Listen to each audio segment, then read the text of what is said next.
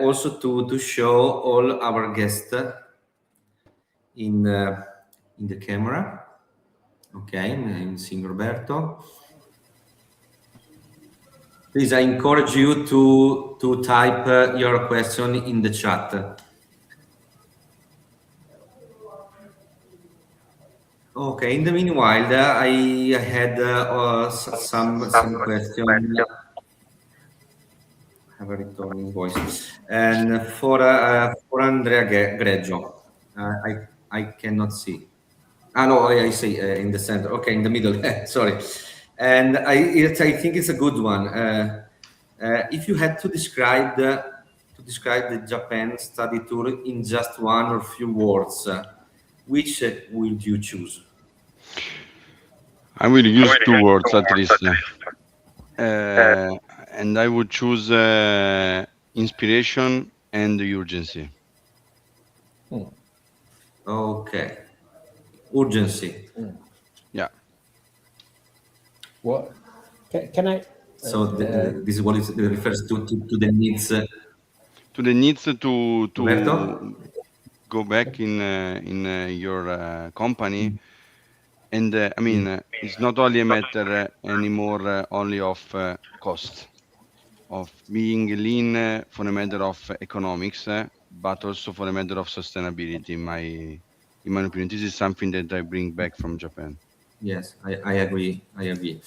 Okay, Alessandro, which behavior or attitude of people in Japanese companies impressed you the most?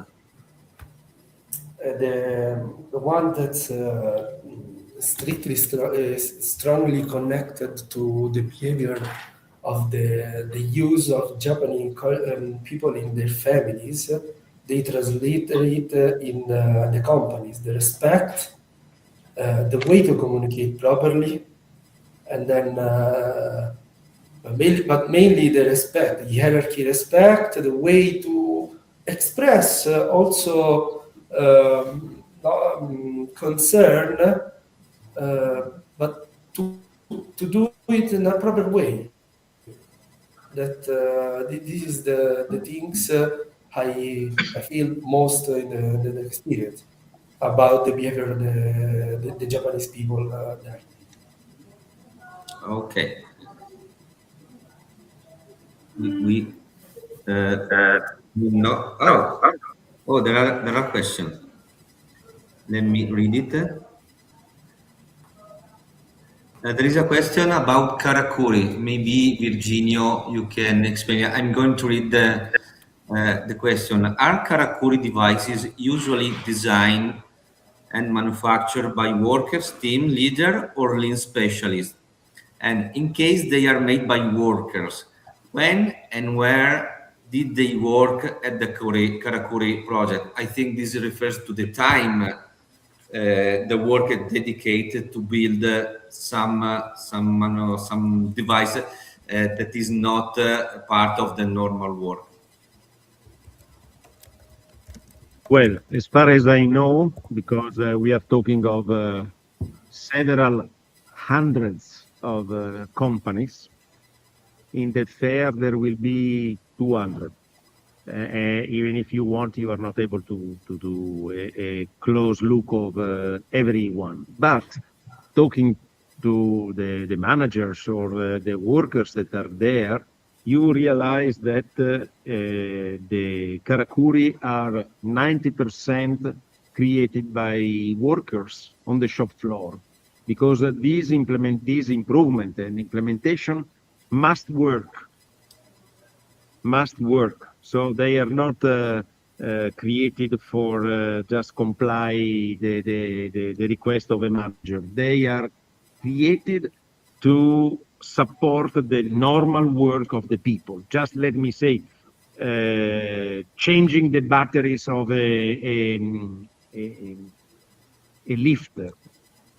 To change this battery means that you have to move 40, 45 kilograms or more. So with the Karakuri, in that case, you can just do this movement, this change without any effort. And if you want, if you ask, we can show you some examples of videos that are done as according to JPM, which provides the documents, because you cannot do this by yourself.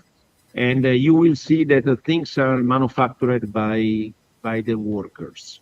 Of course, in some cases, I remember one in Toyota for the change of a position of an engine on a line. So we are talking of 400 kilograms per piece. These changes have been done also with the support of engineering. But most of what you see in the fair are done by themselves. Okay, this question remember me when I was in Japan also, and I asked, when are you going to clean the machine? Since during the 8 hours you are going to, you should do your your work, your normal work. And they told me that in one case we do the cleaning after our normal work, and in another case they told me that cleaning is part of our work. So this was useful to me to answer the problem of the time management. So thank you for this question. And we have time for other questions. Okay. In the meanwhile, Virginio, I prepared a final question for you. You've been in Japan, I think, 40 times, so many times. And looking back after several years, what is the most valuable lesson that has stayed with you? It is a compromise between innovation and continuity. So I understood that innovation is also, although when I'm talking of innovation, I'm not thinking only to the industry. I'm thinking to transportation, because we move with trains, or services in the hotel, which are not related directly to the industry. So you see movement, you see changes, you see innovation also in these cases. But these innovations are not disrupting. These innovations are something that is keeping continuity with the past. So this ability to combine two different, sometimes opposite tendencies, always impress me. Always. That is so continuity and innovation working together. That is my impression. Okay, thank you. And, Rosario, and in your opinion, what is the most valuable lesson you learned in Japan? You are half Japanese, or So, likely. as I said before, I have lived in Japan and I have worked also in Japan. But when I am in Japan with other European people, they are coming with me, they see many contradictions inside the companies, inside the society.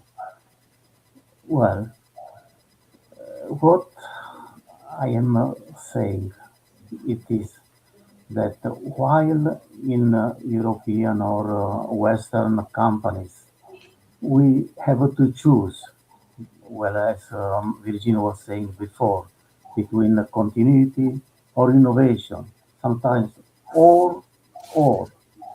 In Japan, they say and, and, both. Sometimes it looks like contradiction, but they are able to make things which for us are contradictory, but make things live together. Okay, Innovation it's and true. unity, Kaizen, and they say Kakushin in Japan, something very new, little, small, and big, and so on. Okay, thank you, Rosario. In the meanwhile, we had another question. I'm going to read. Maybe it's related to the Karakuri or anyway to the machinery. Do they have to perform the risk evaluation on the new machinery and ideas? Are they supported by their companies, this? Absolutely yes. Absolutely yes. For sure. Because the risk, consider that the number of accidents that are happening in Japanese industries are one tenth compared with the best European, because also in Europe we have differences. And the same is also the railway accidents, one tenth. So then, of course, sometimes it's one divided 9, other times it's 1 divided 12, and so on. But they are one step ahead of this. And so the risks are also carefully measured. I can talk for half an hour on these subjects, but I don't have the time, and it is out of the discussion. But if you want, let me understand, and then I will tell you some more details. But by the way, if I can, sorry, Virginio, since the guy who made the question, Damien, is a colleague or a friend, I would say. I would just go through this topic and join maybe the ideas given by Andrea Greggio and Alessandro Gobetti. The risk in the product and the risk in the processes to make wider the view is something which is the risk analysis is embedded in the processes.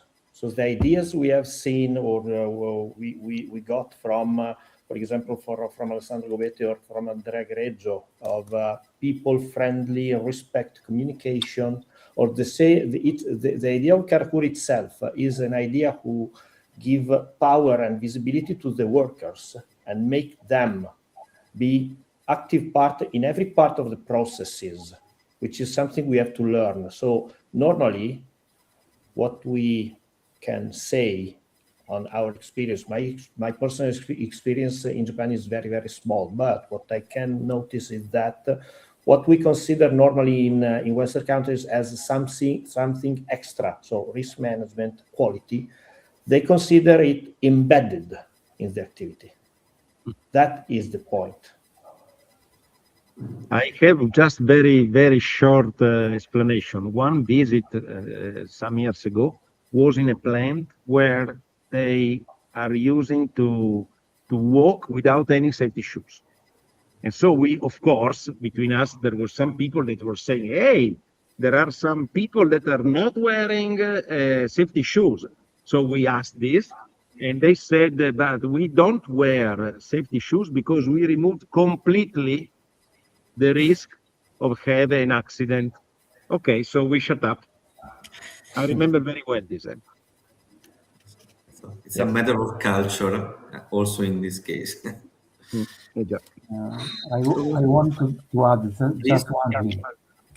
Sometimes we visit companies and at the door there is written, since 3,000 days we don't have any serious accident.